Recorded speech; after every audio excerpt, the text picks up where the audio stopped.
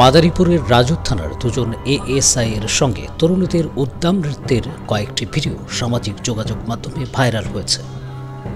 ধুমধাম মিউজিকের সঙ্গে উদ্দাম নাচ, সেই ভিডিও নিয়ে চলছে জোর আলোচনা সমালোচনা। পুলিশের দায়িত্বশীল কর্মকর্তারা কিভাবে এমন কাজ করতে পারেন, সেই প্রশ্ন ঘুরে ফিরে আসার মধ্যেই জানা গেছে অভিযুক্ত দুই পুলিশ কর্মকর্তাকে ক্লোজড করা হয়েছে। মাদারীপুরের পুলিশ সুপার মোহাম্মদ সাইফুজ্জামান বিষয়টি গণমাধ্যমকে নিশ্চিত করেছেন। অভিযুক্ত দুই পুলিশ কর্মকর্তা হলেন রাজৌর থানার এএসআই মোহাম্মদ হাদিবুর রহমান ও স্বপন অধিকারী।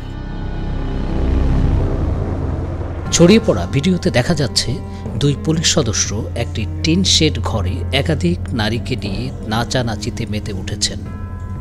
নেটিজেনরা বলছেন এটি অশ্লীল কর্মকাণ্ড। এখানেই শেষ নয়, ওই টিন শেডেই খাটে বসে নৃত্য উপভোগ করতে দেখা যায় রাজুর উপজেলা যুবলীগ নেতা রাহাত হোসেনকে। অভিযুক্ত এএসআই স্বপন অধিকারী নিজেকে ফুর্তিবাজ হিসেবে তুলে ধরে কাজের জন্য ক্ষমা চেয়েছেন।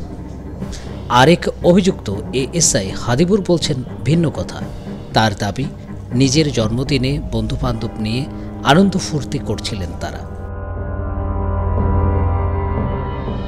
যুবলীগ নেতা রাহাত হোসেনের উপস্থিতির বিষয়ে তার জানা নেই বলে দাবি করেন হাদিবুর।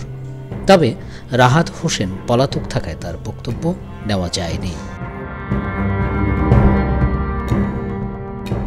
মাদারীপুরের পুলিশ সুপার বলছেন, অভিযুক্তদের বিরুদ্ধে আইন অনুযায়ী বিভাগীয় ব্যবস্থা নেওয়া হবে।